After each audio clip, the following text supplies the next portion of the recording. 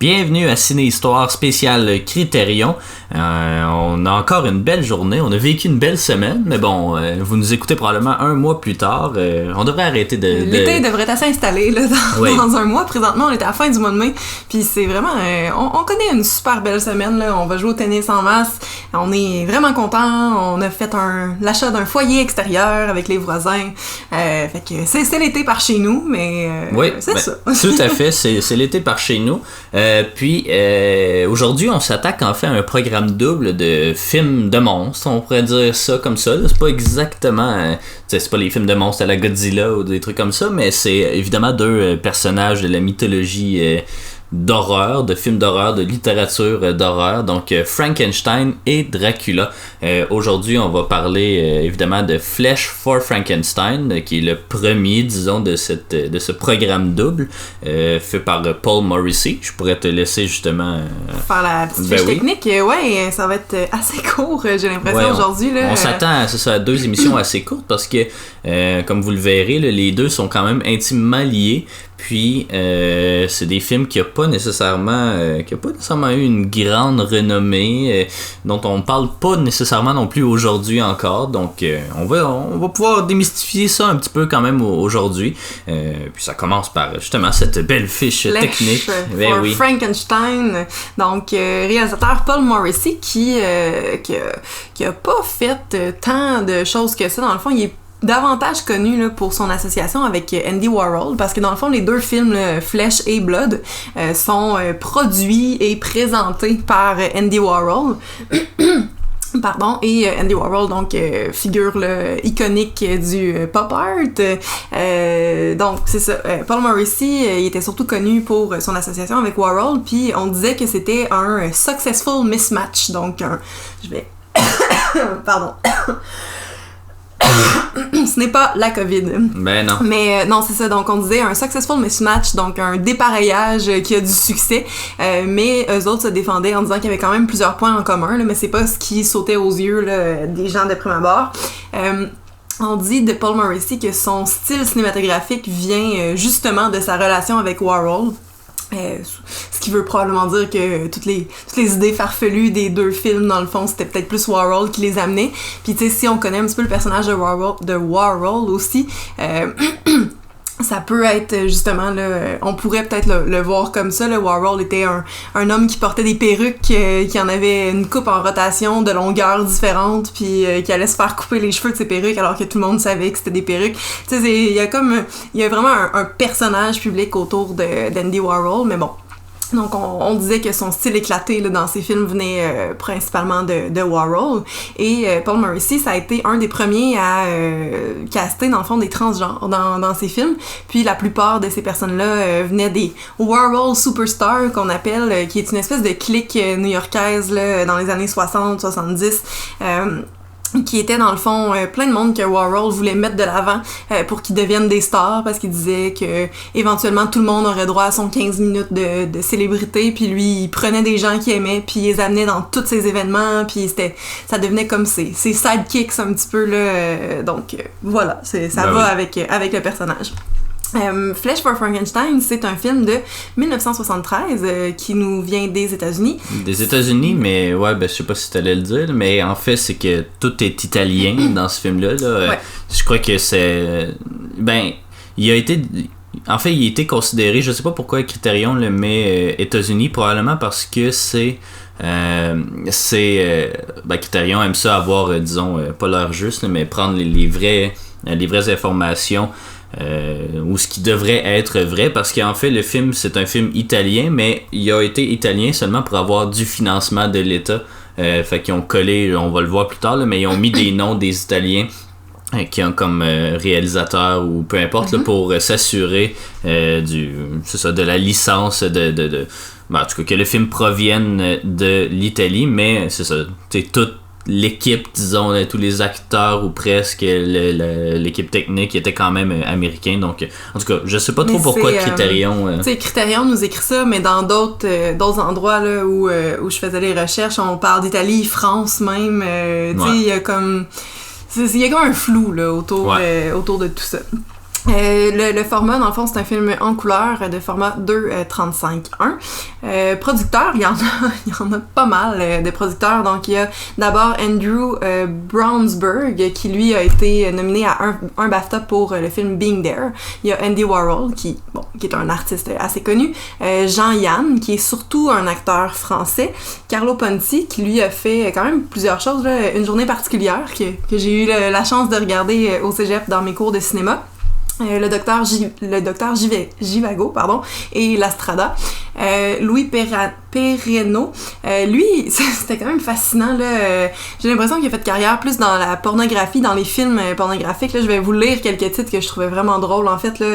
Donc, c'est ça, il a fait Pleasure Dome, Butthole in One, Two Times a Virgin, A Knife for the Ladies, The Last Porno Flick, The Adventures of Susie Super Slut 2 et 3, Dark Passions 1 et 2, puis Carnal College 2. Il y en avait évidemment encore des trentaines d'autres, toutes avec des... On va plonger dans sa filmographie un jour, peut-être. C'était particulier quand même, ouais, ça a l'air d'être vraiment plus du série B porno, ouais. Là, slash horreur aussi, là. C'est comme un genre de ça, là. Celui-là, c'en est un, on l'a pas mentionné, mais ça, c'est un film d'horreur, mais qui allie horreur et érotisme. Moi, ça, je l'ai dit dans les genres, là, mais bon. Le scénario nous vient de Paul Morrissey, la musique de Claudio Ghizzi, le directeur photo est Luigi Couvillier, en fait, Couviller. Le montage, 3 personnes au montage, donc Jed Johnson, qui a fait 4 films avec Warhol, tout simplement. Franca Silvi, qui a eu quand même une pas pire carrière, là. On parle de The English Patient, The Last Man on Earth, qui est l'espèce de premier I Am Legend. La Traviata, Le Comte de Monte Cristo, The Talented Mr. Ripley, donc quand même des choses plus connues. Les décors de Enrico Job, les maquillages de Mario Di Salvio, qui a fait Flash Gordon en 1980, Paolo Francesi, qui a fait Un amour de Swan en 84, qui est dans la série là, de Proust, puis Antonio Margheretti. Les effets spéciaux, on nomme pas habituellement, mais là, c'est quand même un film qui se prête beaucoup à ça. Donc, Carlo Rambaldi, qui a eu 2 Oscars pour E.T. et Alien, ce qui est quand même déjà pas rien. Puis, il a quand même fait aussi là, King Kong, Close Encounter of the Third Kind, puis même Dune. Donc, c'est ça, une carrière assez remplie. Ouais. Concernant le budget, on l'a pas malheureusement, mais le box-office non plus, c'est pas très clair parce que ce qu'on a trouvé en fait, c'est que le box-office est le même pour les 2 films, fait que probablement que ça a été présenté en programme double, mais on parle de 345 23 314 lire italiennes, ce qui était, ça a l'air astronomique, mais c'est ce que t'avais trouvé, ouais, dans le fond, c'est ça, c'est que le ratio, il était pas... c'était comme un flop, là. Ouais, c'est ça, c'était vraiment un flop, là. Il faudrait le recalculer, tu sais, on pourrait le calculer quand même, mais il faudrait se remettre en 73 et non pas avec... la lire n'existe plus aujourd'hui, là, mais elle est disparue en 2002, sûrement, avec l'arrivée de l'euro. Mais c'est ça. Donc, on parle vraiment d'un flop, là, en fait, de séries, de films, de programmes doubles, peu importe comment on appelle ça, mais voilà. Donc, c'est ça. Malgré le 345 millions, là, c'est pas bon. Non. Donc, écoutez. Distribution, une distribution qu'on connaît pas vraiment, là, mais vous allez voir que vous les connaissez peut-être un petit peu plus que ce que vous pensez. Donc, personnage principal, si on veut, là, Joe D'Alessandro, qui joue Nicholas, qui est en fait le servant de la femme de Frankenstein. Joe faisait partie des Warhol Superstars que j'ai évoqués plus tôt. Et il y a... il est considéré comme un des plus connus sex symboles du 20e siècle, même si vous le connaissez peut-être pas. Il a rencontré Andy Warhol et Paul Morrissey en 1967, puis ils l'ont pris instantanément là, pour jouer dans un de leurs films qui s'appelait Four Stars. Donc, on sait absolument pas c'est quoi, mais bon. Il a joué dans Flèche de Andy Warhol en 68, puis c'est ça... Dans le fond... Andy Warhol a fait beaucoup de films là, avec des courts noms. Là. Il y a Flesh, il y a Trash en 70. Trash, c'était le meilleur film de l'année. Puis ça a fait en sorte que Joe D'Alessandro soit comme une espèce de vedette instantanément là, à New York. Puis c'était un New York un peu qui se développait, là, changement culturel, changement dans l'identité sexuelle, puis tout ça. Puis, tantôt, je mentionnais des transgenres dans les World Superstars. L'histoire ne le dit pas pour lui, mais je pense pas qu'il était transgenre, mais en tout cas, il était ouvertement bisexuel, puis un symbole de la communauté LGBT. Donc voilà, il a fait la couverture du magazine Rolling Stones en avril 71. Il a joué dans Je t'aime moi non plus de Serge Gainsbourg avec la femme de Gainsbourg, Jeanne Birkin. Il a joué aussi dans The Cotton Club de Francis Ford Coppola en 84, donc c'est pas rien. Il a aussi joué dans Cry Baby avec Bruce Willis, dans Gone Crazy avec Johnny Depp et dans The Limey avec Drew Barrymore, qui est aussi un Criterion. C'est un film de Steven Soderbergh. Le numéro de la collection, je le connais pas par cœur, mais je sais qu'on a vu quelqu'un poster récemment sur Criterion qu'il regardait. Donc voilà. En 2009, Joe a eu le Teddy Award. Dans le fond, c'est pour les artistes qui contribuent à l'acceptation de la communauté LGBT, un peu partout, donc voilà. Et c'est peut-être de là que vous allez le connaître, dans le fond. Je sais pas si vous connaissez l'album Sticky Fingers, dont on a écouté certaines chansons hier dans notre petit road trip, mais dans le fond, la pochette de cet album-là, c'est une paire de jeans avec... Qui est un album des Rolling Stones. Oui, merci. Puis c'est ça, c'est une paire de jeans avec un membre là, bien en évidence sous le jean, mais c'est Joe qui est sur cette pochette-là, donc ben c'est ça. On en apprend tous les jours. Ben oui, quand même, c'était assez surprenant. Donc, mis à part lui, il y a bien évidemment Udo Kier qui joue Frankenstein. Dans le fond, Udo Kier, il est surtout connu pour son travail avec des réalisateurs de cult cinéma. On parle entre autres de Gus Van Sant, mais on pourrait aussi dire justement Paul Morrissey là, parce qu'il joue aussi dans Blood. Il joue le rôle de Ron Kemp dans Ace Ventura en 94, donc peut-être que vous l'avez vu là. Il joue aussi dans Armageddon et dans un clip de Madonna de la chanson Deeper and Deeper.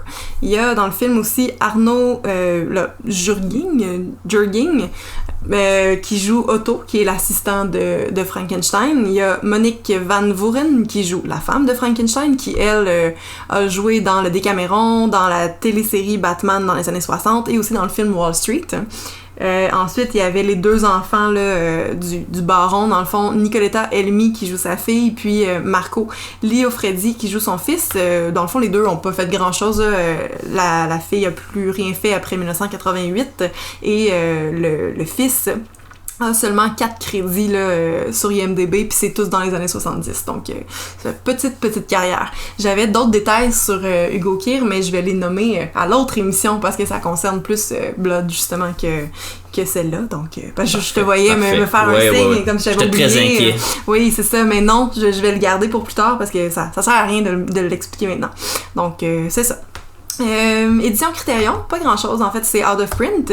Il y a un commentaire audio par Paul Morrissey, Udo Kier et un historien du cinéma qui est Maurice Yacowar. Il y a une galerie photo de la production du film, dans le fond, avec de la musique de Claudio Ghizzi pendant les photos, puis ben évidemment une nouvelle couverture du film. En fait, le film il fait partie de la collection Criterion parce que c'est un film qui a été censuré beaucoup à l'époque, un peu comme disons Robocop là, Criterion avait racheté les droits pour montrer le film non censuré, puis celui-là est Blood for Frankenstein, Blood for Dracula. Ces deux films, c'est ça, qui ont été beaucoup censurés, puis là Criterion permet justement de le voir en version non censurée. Par contre, le film n'est pas, pour l'édition Criterion, n'est pas en 3D, alors qu'au cinéma, alors qu'il était présenté, il était en 3D. On pourra y revenir un peu plus tard aussi. Ben certainement, mais de quoi ça parle, ça, Flesh for Frankenstein? Ouais, ben en fait, c'est évidemment une adaptation moderne du roman de Mary Shelley. Mais bon, donc le baron von Frankenstein est obsédé par son travail. Il tente désespérément avec son assistant Otto de créer la race serbe parfaite qui obéirait à ses commandes, en créant un homme et une femme pour qu'ils puissent procréer, puis justement, disons, poursuivre, créer la race, là, voilà. Il prend donc des parties de chacune des victimes qu'il fait pour constituer le corps parfait. Il est satisfait du corps de la femme, mais tente de trouver une tête pour l'homme.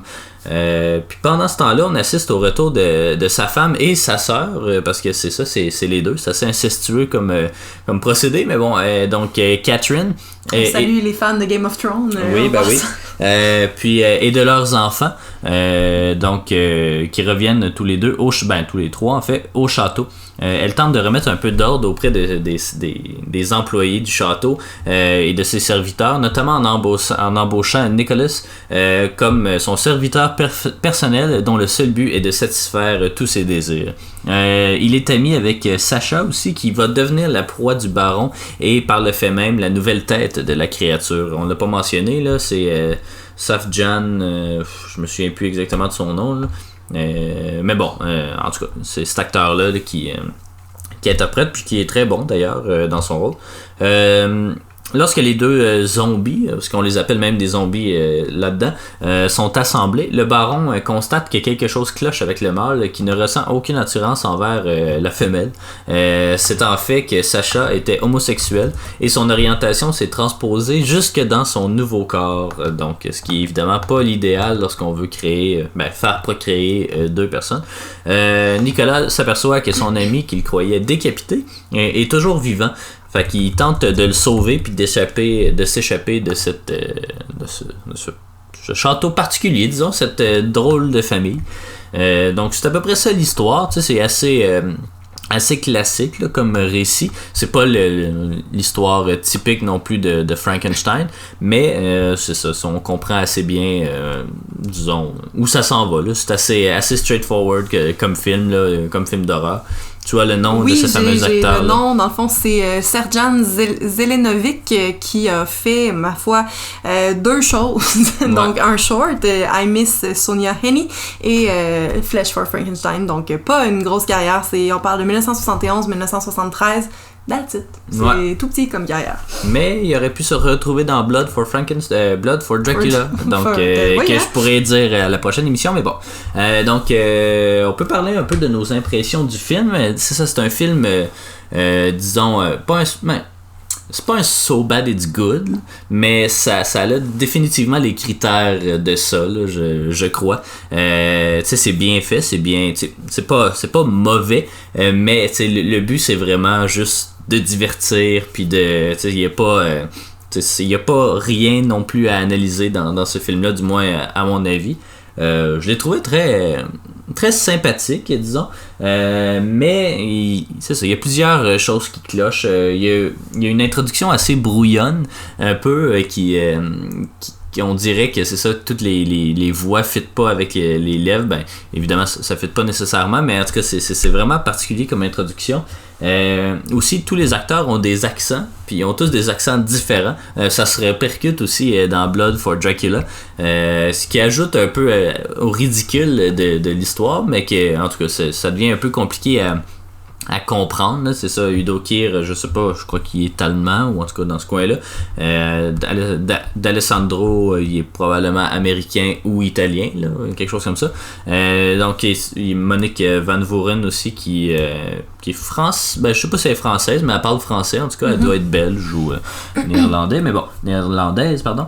Mais c'est ça, il y a un bon mélange de culture, mais ça rend, tu sais, il n'y a pas d'uniformité, tout le monde parle avec son propre accent, comme si tout était normal, donc ça peut être bien, mais ça peut être aussi moins bien au niveau réalisme. Mais moi, en tout cas, vous le savez peut-être, là, j'aime pas trop les films qui sont pas très crédibles, même dans leur univers. J'aime pas les films qui sont juste du pur divertissement non plus, parce que moi j'ai besoin d'être plus stimulé, puis pas juste de trouver quelque chose cool, mais j'aime mieux des concepts cool que juste une image cool. Tu peux réfléchir un petit peu là. Ouais, c'est ça. Puis même un film d'action non plus là, dès qu'il y a plus qu'une minute de scène d'action, moi je décroche, puis je regarde ailleurs, puis je porte plus attention, puis j'attends que ça finisse là. Fait que je suis vraiment pas un grand fan de ce cinéma là. Celui-là en fait pas exception malheureusement. C'est pas mauvais là, mais c'est vraiment pas mon genre de film. Les interprétations, c'est ça, sont pas mauvaises non plus. Tu sais, tout le monde, même d'ailleurs le Surgeon, il est très bien casté dans le rôle du mâle, disons. Il est très grand, il a une carrure serbe, parce que ça, en lisant, j'ai vu que c'était une race serbe vraiment qui essaie de mais faire. Ça, faut le il a un lire gros parce nez. on le sait pas dans le film, là. Ce qu'on sait, c'est que c'est une Je pense race, qu'on le sait, mais on doit l'avoir manqué parmi les peut-être accents ou quelque chose comme ça. Tu sais, il y a toujours aussi, ça c'est un peu bizarre, mais cette dualité entre est-ce que la fille c'est. Est-ce que la dame c'est sa sœur ou ou sa femme, ouais. Parce qu'il y a des. De temps en temps, ils s'appellent frères et sœurs, d'autres fois c'est mari et femme. On comprend pas trop, on avait hâte de savoir, là, puis on se doutait bien que c'était probablement les deux, mais c'est juste qu'ils alternent tellement souvent entre les 4 pronoms, les 4 noms, qu'on sait pas, dans le fond, là, ce qui se passe, c'est particulier comme relation. Ouais, là. Vraiment bizarre, mais bon, c'est correct aussi. Ça rajoute, j'imagine, à l'horreur du film.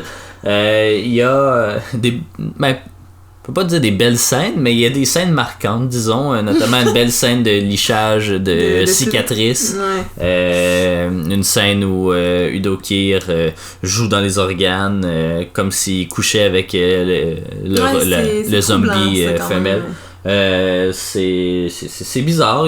Toutes les morts aussi sont faites par éviscération, ce qui est c'est pas nécessairement mauvais. Bon, ça tourne un peu au ridicule, surtout vers la fin, où c'est finalement Frankenstein qui décède. Mais c'est ça tourne un peu au ridicule, mais j'ai compris par la suite qu'avec l'ajout du 3D, ça devait donner. Parce que c'est comme une espèce de pieu se fait empaler, puis là son cœur, ou je sais pas trop quel organe, est au bout, puis là il est vraiment dirigé vers la caméra. Donc j'imagine que il y avait cette vision du 3D là, comme qu'on voulait faire ressortir ça. Mais bon, c'est ça, il y a quand même certains moments intéressants, la scène de coupage de tête aussi, que je crois qu'elle était bien appréciée. Je vais y revenir dans mes impressions. Vas-y. Ah non, mais je veux pas couper ton élan, mais dans le fond, de mon côté, je donnerai pas ma note parce que là, je sais que tu veux qu'on les donne à la fin. Mais tu sais, moi j'aime ça, des films comme ça, là. Il fut un temps où j'habitais à Montréal, puis avec mon bon ami Simon, on a étudié les deux ensemble en cinéma, en Orélette, à Valleyfield, puis on a comme cette même passion, là, de regarder des petits films d'horreur. Moi, tu sais, tous les films de requins, là, puis ces affaires-là, j'aime ça beaucoup, puis ça me dérange pas à écouter. Même Ghislain peut me comprendre là-dedans. On aime ça, les So Bad It's Good. C'est pourquoi c'est une tradition qu'on se fait, là, dans le temps des fêtes depuis 2 ans maintenant, où on va en regarder un. Cette année, c'était Cats, d'ailleurs, mais... J'aime ça, des films comme ça, c'est drôle, ça se prend pas au sérieux, ou des fois ça se prend au sérieux, comme The Room, tu sais, mais c'est ça, moi j'aime, de prime abord, j'aime vraiment ce genre de film-là. J'ai eu beaucoup de plaisir dans Flèche, dans Blood aussi, mais il y en a un qui se prend plus au sérieux que l'autre, là, on pourra discuter de ça la prochaine fois, mais dans c'est le fond, pas celui-là, fait que c'est l'autre. Voilà, mais j'ai ri beaucoup, c'est pas toujours bien fait, justement la scène de décapitation, je me demandais comment il allait faire ça, parce que les deux gars, ils se promènent dans la forêt, ils sortent d'un bordel, en fait, puis c'est là qu'on comprend que l'autre est homosexuel. Puis, se promènent pour revenir au château, puis dans le fond, ils se font... il y en a un qui se fait attaquer, c'est justement Nicholas, pardon, qui se fait attaquer pendant que l'autre se fait prendre, puis là, c'est qu'il essaie de s'échapper, puis on prend un espèce de gros sécateur, là, quasiment d'arbre, en fait, là, puis... tu sais, c'est ça, c'est clairement un pantin, là, ça ressemble un petit peu presque à un tête à claque ou, tu sais, un semi-char de poule, là, c'est vraiment laid, là, c'est vraiment pas super bien fait. Puis, tu vois juste le ciseau qui accote sur le cou du vrai gars, en fait, puis après ça coupe, ça revient, puis là, c'est une tête, puis ils font même pas attention de pas nous la montrer, c'est vraiment super clair, super directement dessus, et pas de faux fuyant de caméra, pas de...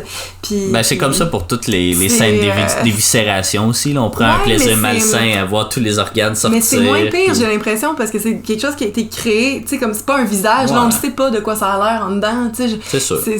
À la limite, c'est des ballons avec du feeling, mais on n'est pas à la même place du tout, mais c'est drôle, puis j'ai ri, puis c'est ça, tu sais, je sais pas si c'était nécessairement l'objectif, j'ai l'impression que oui, par contre, mais c'est ça, Blood se prend quand même plus au sérieux, là, on a plus une vraie histoire mieux construite, disons, mais c'est ça, tu sais, je peux pas dire que j'ai pas ressenti de malaise, là, justement, la scène qu'on a envoyée à notre amie Camille, où l'assistant auto liche les plaies, là, les grosses cicatrices, vraiment avec du gros fil. En tout cas, c'est beau. T'sais, on sent comme qu'il y a une espèce d'excitation sexuelle à plein de choses qui devraient pas. Là, justement, tu disais Frankenstein, on a l'impression qu'il couche avec la fille, puis c'est ce qu'on pensait en fait, mais pour se rendre compte qu'il y a son tablier jusqu'en bas, c'est pas possible dans le fond, puis il est juste en train de jouer dans ses organes, dans son ventre, puis il y a beaucoup trop de fun, là. Puis c'est ça, tu sais, il est même debout à côté de la planche, puis puis il se met debout à côté, il demande à Otto de baisser la planche, fait qu'il se retrouve couché par-dessus sans avoir monté sa table. En tout cas, c'est drôle, c'est ça. J'ai rien de plus à dire, honnêtement. Non, ben il n'y a pas grand-chose à dire. Ça s'expérimente, disons. Peut-être qu'autour d'une bière avec plusieurs personnes, ça aurait été plus sympathique, mais tu sais, moi, c'est ça, j'ai pas vraiment trippé, mais malgré le fait que celui qui joue Otto, là, Arno Jürgen, est vraiment très bon. Il a vraiment une face bizarre. Là. Il ressemble à Merry dans Le Seigneur des Anneaux, mais il est vraiment... Je sais pas, il a comme le visage de l'emploi, il est vraiment... il fait peur. Il fait peur, c'est ça. Il est bien casté, là, pour vrai. Puis dans son autre rôle aussi, dans Blood for Dracula aussi. Donc, tu sais, c'est ça. C'est pas un mauvais... c'est pas un... c'est pas un bon film. Non, c'est ça. C'est pas un bon film, mais tu sais, c'est le genre de film que, comme, une gang de gars, ils sont autour d'une bière, puis qu'ils se disent « Hey, on fait-tu un film qui fait aucun sens? » Puis c'est le résultat de ça. Puis l'histoire est pas si éloignée de ça, en fait, parce que c'est en 1973, Paul Morrissey et Joe D'Alessandro viennent en Italie, justement pour tourner un film pour les producteurs Andrew Braunsberg et Carlo Ponti, qu'on a déjà mentionné. Mais l'idée originale du film, en fait, vient de Roman Polanski, qui l'avait incité, Morrissey, à faire un film en 3D de Frankenstein. Puis Morrissey croyait que c'était la chose la plus absurde qui soit, puis il a décidé d'aller de l'avant. Puis il a réussi à convaincre aussi Ponti et le studio de pas faire un, mais bien 2 films, l'autre étant Blood for Dracula. Les 2 vont être faits aussi... l'un à la suite de l'autre, là. Une journée, le tournage se termine, puis le lendemain, il commence le tournage de l'autre, ou à peu près, là, peut-être une semaine, mais comme donc ça se prend vraiment comme un programme double, malgré que les 2 films soient sortis à ça dit 1 an de différence, là, vu que c'est en 73 et en 74, mais c'est qu'il est sorti en novembre 73, puis l'autre, je sais pas exactement quand, mais bon, en 74, donc l'écart devait pas être si grand que ça. Le film a été, tourné entièrement à la Cinecittà à Rome, et l'équipe de production était italienne, justement, pour s'assurer d'avoir du financement de la part de l'État italien. D'ailleurs, je sais pas si c'est là ou en tout cas dans le prochain film que je comptais le dire, mais je le répéterai ici. L'équipe va se faire poursuivre par l'État italien comme pour fraude envers l'État, parce que justement on va coller le nom de Margheriti que tu as mentionné, puis de Carlo Ponti, alors que les deux ont pas fait grand chose vraiment. C'est un scénariste en fait, là, je l'ai sûrement son nom. Ouais, c'est ça, c'est Margheriti, puis l'autre c'est Tonino Guerra, c'est ça, à qui on a attribué un crédit pour le scénario, alors que il a rien fait. Il n'a rien fait du scénario. Même chose pour Margheriti. On l'a mis comme assistant réalisateur, mais en fait, Udo Kier arrête pas de dire qu'il a jamais vu Margheriti sur le plateau. Il l'a vu sur le plateau, mais il a jamais donné de direction ou rien. Mais apparemment qu'il aurait peut-être tourné la scène où on voit des organes battre dans une espèce de placard, là. Ah oui, c'est des poumons. En fait, c'est des poumons qui respirent avec un artificiel. Ouais. Donc ce serait lui qui aurait tourné ça. Mais tu sais, bon. C'est pas grand chose non plus, là. Donc on comprend pourquoi l'État a voulu porter plainte, et je sais pas comment ça s'est fini malheureusement, cette histoire-là. Sûrement qu'ils ont dû redonner les droits, mais bon, le montant fait qu'il a été avancé, mais bon, le film était un flop, fait que il devait pas avoir non plus beaucoup d'argent. Morrissey voulait que le film soit entièrement improvisé, mais il a dû se réviser car ça ne marchait absolument pas avec Udo Kier. Il devait donc créer les dialogues avant chaque journée de tournage à l'aide de Pat Hackett. Puis j'imagine, je sais pas exactement, mais Udo Kier, c'est ça, sa première langue doit pas être l'anglais, donc improviser quand c'est pas en anglais, quand c'est pas ta première langue, ça doit être un peu plus compliqué. Puis en fait, je pense qu'il y a beaucoup du cast qui était pas anglais, donc ça devait être compliqué un petit peu. Donc voilà, pour les deux films, c'était de l'improvisation. Ben, ils voulaient que ce soit de l'improvisation, puis ça a un petit caractère improvisé aussi, là. C'est un caractère brouillon, disons, mais finalement, le rendu est quand même pas si mal. Les effets spéciaux, ce sont déjà mentionnés, sont faits par Carlo Rambaldi qui a travaillé sur E.T. On a déjà mentionné, c'est ça, Margheriti et tout. Le film a été mis en marché justement sous le nom Andy Warhol's Frankenstein, mais ailleurs qu'aux États-Unis, il a été seulement mis sous le nom de Frankenstein, donc même pas Flesh for Frankenstein, vraiment juste Frankenstein.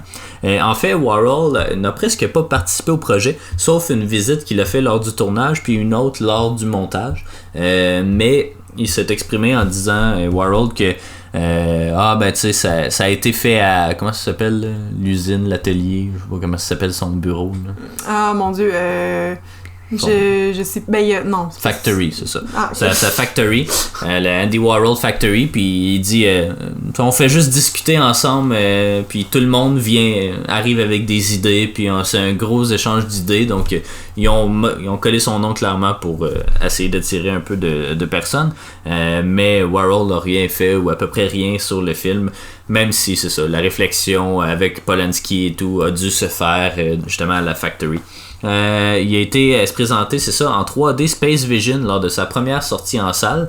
C'est d'ailleurs la version qui est sur YouTube, puis qui est un peu plus dure à trouver, mais c'est ça, elle est sur YouTube, fait que tant mieux. Mais nous on l'écoute en 2D, donc c'est la version Criterion qu'on possède pas. Ça aurait été magique en 3D. Ouais, ben il aurait juste fallu qu'on ait des lunettes de ton lunettes, père. Là. Non, ça prend vraiment les lunettes en carton là, avec un truc bleu puis un truc. Mettons les lunettes à mon père, ça marche avec la télévision, mettons. Ouais. Fait que c'est comme. Puis même pas les nouvelles exactement... noires de cinéma, ça aurait pas fonctionné. Non, plus, probablement pas non plus. Mais en fait, vivement les pas. Années 90. Oui, exactement. Je me souviens, dans le temps, j'avais acheté quoi? C'était un film de Bob l'éponge, puis il venait avec des lunettes 3D. Mais c'est pas lui qui présentait à Ronde aussi. Ah, peut-être, ouais. Bob l'éponge dans les bancs. Ça devait être en 4D, ça. Avec les bancs, là. Ouais. Il a d'abord pas été approuvé par le bureau de la censure italienne, et ce, malgré le fait qu'ils aient coupé plusieurs scènes de sexe. Donc, c'est pour ça que le montage a été très ardu pour se faire approuver finalement. Puis c'est pour ça que Criterion aussi est arrivé en tant que distributeur pour s'assurer que la version non censurée puisse être présentée au moins en quelque part. Lors de ses sorties subséquentes, donc après 1973, il était souvent projeté, c'est ça, en programme double avec Blood for Dracula, comme on l'a mentionné. Puis il est sorti au Royaume-Uni seulement en 2009, donc je sais pas s'il était censuré, mais c'est pas la première fois, il me semble qu'on voit que le Royaume-Uni est comme en retard, que leur bureau de censure est plus sévère ou je sais pas trop quoi. Mais bon. Ben c'est Salo notamment, là, ça avait pris quelque chose comme 12 ou 18 ans là, avant que... Même les Samuel Fuller aussi, il me semble, ou en tout cas, il y en a d'autres, là, mais je me souviens plus lesquels. Puis Nicholas Winding Refn, qui a fait notamment Drive ou... c'est quoi l'autre là, qu'on a, Bronson avec Tom Hardy, adore le film, puis il mentionne que c'est le seul film qu'il aurait aimé, si ça avait été possible, qu'il aurait aimé réaliser lui-même. Donc voilà. Mais c'est tout, et c'est ça, c'est pas des films. Oui, il y a un petit cult following, disons là. C'est un film culte, mais c'est un film que j'avais jamais entendu parler avant d'arriver dessus, en fait là.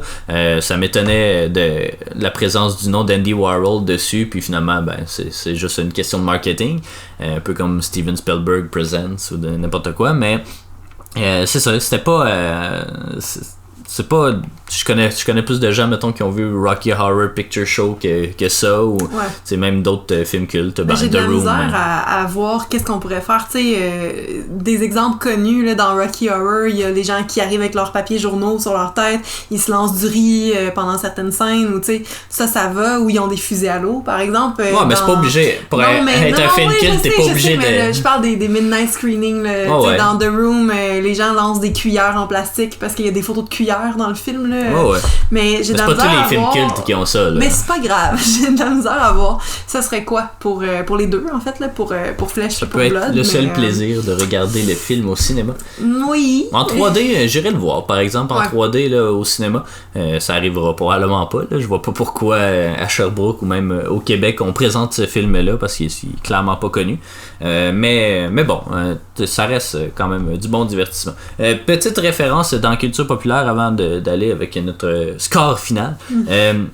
C'est évidemment une adaptation de Frankenstein, vous l'aurez deviné. Dans le Treehouse of Horror des Simpsons en 2005, je me souviens plus c'est quel numéro des Treehouse of Horror, mais on crédite le producteur exécutif, on le crédite je sais pas comment bien le dire syntaxiquement, mais on l'appelle Andy Warhol's Frankenstein, qui fait sûrement référence, qui fait référence au titre du film évidemment, mais qui fait référence à quelqu'un, un producteur exécutif que j'imagine s'appelle Frank ou quelque chose comme ça, ou Frank ou je sais pas trop quoi, mais voilà. Et puis on voit aussi le poster du film dans le film Love de Gaspard Noé, qui est un grand fan aussi du cinéma d'horreur. On en avait parlé pour Salo aussi, donc un grand fan de films provocateurs. Celui-là il était peut-être plus à l'époque qu'il l'est aujourd'hui. Là, aujourd'hui ça devient plus un film banal, j'ai l'impression, mais à l'époque c'est ça, avec le bureau de censure et tout, il devait avoir une certaine renommée, mais qui s'est pas poursuivi dans le temps, je crois, du moins pas au Québec ou au Canada. Là, aux États-Unis peut-être que ça a un plus grand rayonnement, mais bon. Voilà, donc c'est ce qui conclut, je crois, ce film-là. Donc pour ma part, moi, je vais y donner la note de 2 étoiles et demie, ce qui est en fait mon plus bas. Ouais, mon plus bas, mon premier 2 étoiles et demie. C'est pas, je suis pas le bon public, tout simplement. C'est des choses qui arrivent. J'ai pas détesté mon expérience, ça s'est bien écouté pareil, mais c'est ça, il y a pas non, je suis pas un fan, vraiment pas un fan de ce genre de cinéma-là. C'est des choses qui arrivent, on peut pas tout aimer non plus. L'important c'est d'avoir gardé ses horizons ouverts puis d'espérer pour le mieux. Ben certainement, dans le fond, pour ma part, honnêtement, j'hésite entre un 2,5 ou un 3. Si c'était un 3, ce serait probablement plus haut que d'autres dans mon classement, mais j'ai eu du plaisir dans ce film-là, plus que dans d'autres que j'ai déjà noté 3, justement. Mais c'est ça son but aussi. Si t'as eu du plaisir, mais c'est parce qu'à un moment donné, tu sais, on regardait un article là, qui disait que noter un film, ça devrait se faire. En fait, ce qu'eux avaient fait, c'était de moins 10 à plus 10. Ouais, mais c'est Tommy Godet, le doutologue sur Facebook, là, et en tout cas, influenceur notable, disons, du domaine du cinéma. Puis tu sais, ce qu'il disait, en fait, c'est que les bons films, on est dans le positif de 0 à 10, ça change pas, c'est bien connu, mais les mauvais films, qu'on serait dans le négatif 0 à 10, puis que là, ça se joue dans le plaisir que t'as eu, comme justement The Room, ça pourrait être un moins 7, là. Tu sais, parce qu'on a vraiment beaucoup de fun quand on le regarde, mais tu sais, c'est ça, puis je pense que dans ce cas-là, ça serait ça, parce que le film, il est pas excellent, puis en fait, il est pas tant bon non plus. Mais mon Dieu, qu'il est le fun à regarder. Tu sais, je pense pas que je le réécouterais maintenant, là, mais je dirais pas non à le revoir une deuxième fois, tout comme Blood d'ailleurs. Mais je pense que j'aurais peut-être pas le choix d'y donner un 2,5. Mais tu peux y donner, on s'en fout. Mais là, c'est ça, j'ai pas mon tableau là, de rating avec moi, mais même, c'est ça. Sens-toi pas mal d'y donner un 3. Non, mais peut-être même un 3, parce que c'est ça, tu sais, je repense à d'autres qu'on a déjà regardés où j'ai eu moins de fun, disons, là, mais qui étaient peut-être meilleurs. Tu sais, je pense peut-être à Seven Seal ou, tu sais, même, d'autres. non, mais c'est bien correct. C'est ça, fait que ça... Faut pas bouder son plaisir. Mais c'est ça, mais tu sais, si je pouvais, j'y donnerais comme un moins 4 dans le fond, mais on n'est pas là-dedans, fait que je vais lui donner un 3. Je vais fixer ça là-dessus, donc ça passe. Ben oui, ça passe. C'est ça. Malheureusement, ça ne détrône pas ni pour toi ni pour moi le Silence des agneaux, qui est toujours au sommet du palmarès, de notre palmarès des films Criterion. Donc on se quitte, puis on s'en va, en tout cas, si vous êtes encore des nôtres, on va écouter le deuxième épisode de ce programme double, en fait, avec Blood for Dracula. Merci d'avoir été des nôtres et à la prochaine.